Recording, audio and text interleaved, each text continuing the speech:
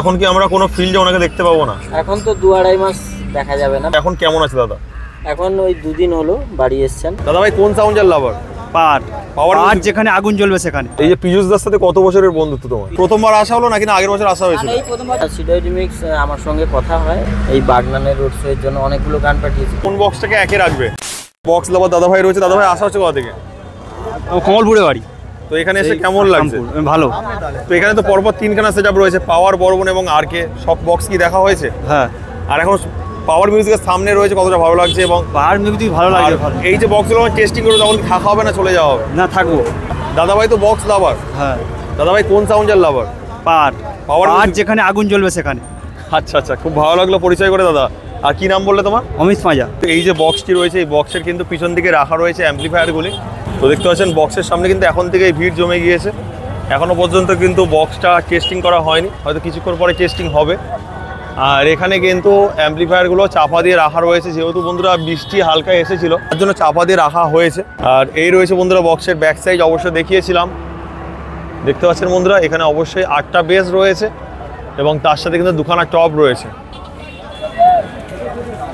আর লেখা রয়েছে power music, বেসে এবং টপের মধ্যেও লেখা রয়েছে। কেমন লাগছে এখানে এসে? খুবই ভালো লাগছে। আর কখন আসা হয়েছে? এই খানিকটা আগে এলাম।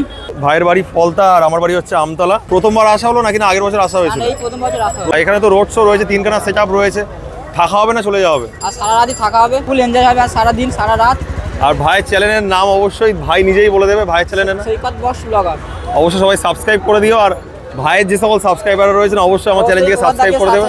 আর অবশ্যই প্রভাতদাকে খুবই ভালো লাগে। আর প্রভাতদা কেমন লাগছে এখানে? আমার তো খুবই ভালো লাগছে। আর সব থেকে বড় কথা তোমরা এসছো, সেম জেলার ছেলেরা রয়েছে, মানে আরো বেশি ভালো লাগছে। সামনেই বন্ধুরা পাওয়ার মিউজিকের বক্স রয়েছে আর এক বক্স লাভার ভাই কিন্তু চলে এসেছে। ভাইয়ের নাম হরিশ্র মন্ডল। তো কেমন লাগছে পাওয়ার মিউজিকের বক্সটা দেখে? ভালো লাগছে, খুবই ভালো লাগছে। তো এখানে তো 3খানা সেটআপ রয়েছে, আরকে, বর্বন এবং হচ্ছে পাওয়ার মিউজিক। তো কোন বক্সটাকে একে রাখবে? একে তো বর্মনকে ভালো লাগে। বর্মনকে আমি 8 দিন বসে পেয়েছে। আচ্ছা। 8 দিন এসেছি, আমার খুব ভালো লেগেছে। আচ্ছা, খুব ভালো লাগলো পরিচয় করে, আবারও দেখা হবে। তো দেখছো সুমন দা রয়েছে আর আমাদের প্রিয় দা পীযূষ দা। এখন কেমন আছে দাদা?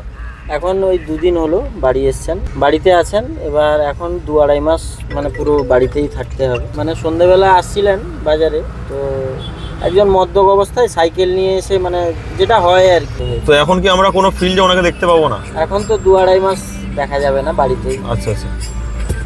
তো অবশ্যই আমাদের সুমনদার সাথে পরিচয় করে খুবই ভালো লাগলো। এমনি দাদার সাথে কথা হয়, তবে দেখলে একটু রাগি রাগি মনে হয় এবং হচ্ছে মানে ভয় ভয় লাগতো, তার জন্য কিন্তু কথা বলতে পারিনি কোনোদিন। এই কথা বলতে পারলাম, খুবই ভালো লাগছে। খুবই ভালো লাগলো। কোনো ব্যাপার নেই। তুমি তো আমার চ্যানেলে দেখেছো আমি অনেক কমেডি ভিডিও করেছি। হ্যাঁ, আমি দেখেছি। আমার নিজের স্টাফের সঙ্গে, সবার সঙ্গে আমি বন্ধুর মতো মেলামেশা করি। কথা বলছি কিন্তু হেভি লাগছে। কিন্তু ঠিক না, এটা ঠিক না। কিন্তু ব্যাপারটা হচ্ছে কি, দেখো আমি না যেটা সত্যি সেটা সত্যি, যেটা মিথ্যে সেটা আমি পেছনে কেন বলবো, সবার সামনে বলবো, ভিডিও এসে বলবো। পেছনে বলাটা আমি পছন্দ করি না, এবং সবার সামনেই বলবো। ওটা খিস্তি দিয়ে হতে পারে, নর্মাল ভাবে হতে পারে, যেটা সত্যিকে সত্যি বলবো। আর যে হৃদয় রিমিক্স আপনাকে গান পাঠালো, কেমন লাগলো গানটা? দারুণ লেগেছে, দারুণ। হৃদয় রিমিক্স আমার সঙ্গে কথা হয়।